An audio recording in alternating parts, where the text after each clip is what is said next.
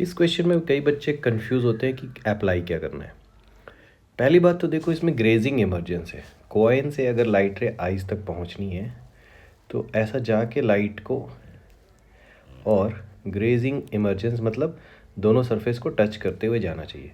तो जहाँ भी ग्रेजिंग इमरजेंस होता है तो कहीं ना कहीं क्रिटिकल एंगल का कॉन्सेप्ट लगता है।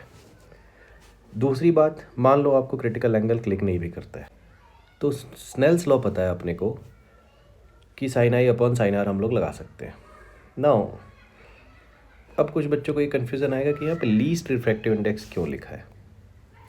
अगर रिफ्रैक्टिव इंडेक्स बहुत ज़्यादा है तो लाइट रे यहाँ वाली भी बेंड होके इधर जा सकती है, लाइट रे इधर वाली भी बेंड होके इधर चली जाएगी।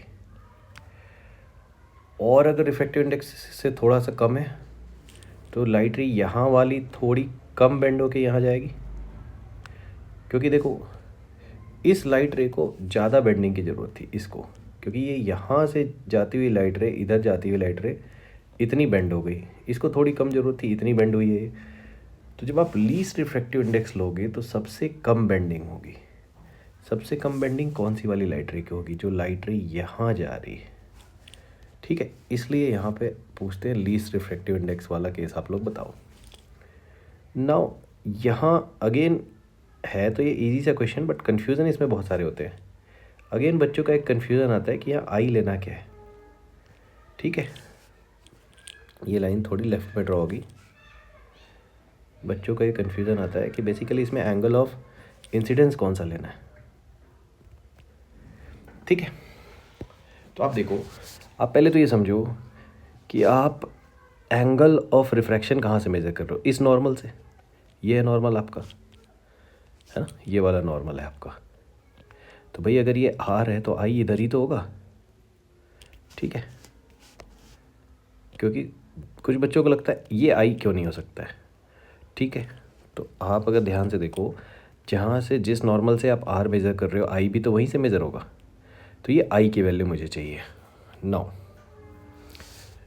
इतना तो क्लियर हुआ कि इस लाइट रे के लिए मिनिमम म्यू में काम चल जाएगा। नाउ मुझे आई की वैल्यू नहीं पता है, बट इधर वाला एंगल ज़रूर पता है कि ये 90 माइनस आई क्या होगा। उसके लिए अगर आप ध्यान से देखो तो ये भी रेडियस है, ये भी रेडियस है। तो इधर वाला जो है 90 माइनस आर के लिए आप देखोगे परपेंडिकुलर पता है आपको और बेस पता है। सो tan 90 माइनस आई के लिए बेसिकली परपेंडिकुलर और बेस दोनों आर है। तो 90 माइनस आई आपका आ गया 45 डिग्री।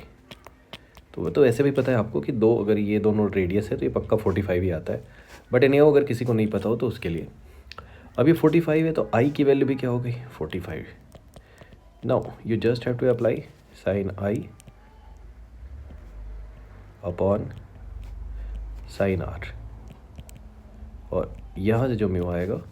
नाउ इम्पॉर्टेंट अगेन एक चीज़ आती है कि यहाँ आप म्यू नहीं लेना, आपको लेना पड़ेगा 1/μ, क्योंकि आप इसको आई ले रहे हो, वाटर से एयर में जा रही लाइट रे, वाटर टू एयर।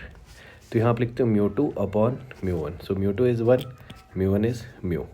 तो ये छोटी छोटी चीज़ें इस क्वेश्चन में ध्यान रखनी है। Sign 45 is 1/√2।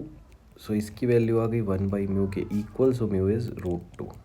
देखो सॉल्यूशन तो ये स्नेल्स लॉ से बहुत ही छोटा सा है, इतना ही छोटा सा सॉल्यूशन है। ये फर्स्ट वन लाइन लिखा, सेकंड में आंसर आ जाएगा। बट इम्पॉर्टेंट चीज़ें इसमें क्या क्या थी कि अपने को स्नेल्स लॉ लगाना है। आप क्रिटिकल एंगल के कॉन्सेप्ट से भी जाओगे तो यही फॉर्मूला आएगा ना ultimately, sine of critical angle is 1/μ। और दूसरी बात, यही वाली लाइट रे क्यों पिक करनी है, क्योंकि सबसे कम बेंडिंग से अगर आपको कॉइन को देखना है तो यही वाला होगा। और सबसे कम म्यू का मतलब कम बेंडिंग, ज़्यादा म्यू का मतलब ज़्यादा बेंडिंग होता है। तो इस क्वेश्चन में कुछ छोटी छोटी चीज़ें आपको ध्यान रखनी है, और लगेगा तो सिर्फ छोटा सा स्नेल्स लॉ।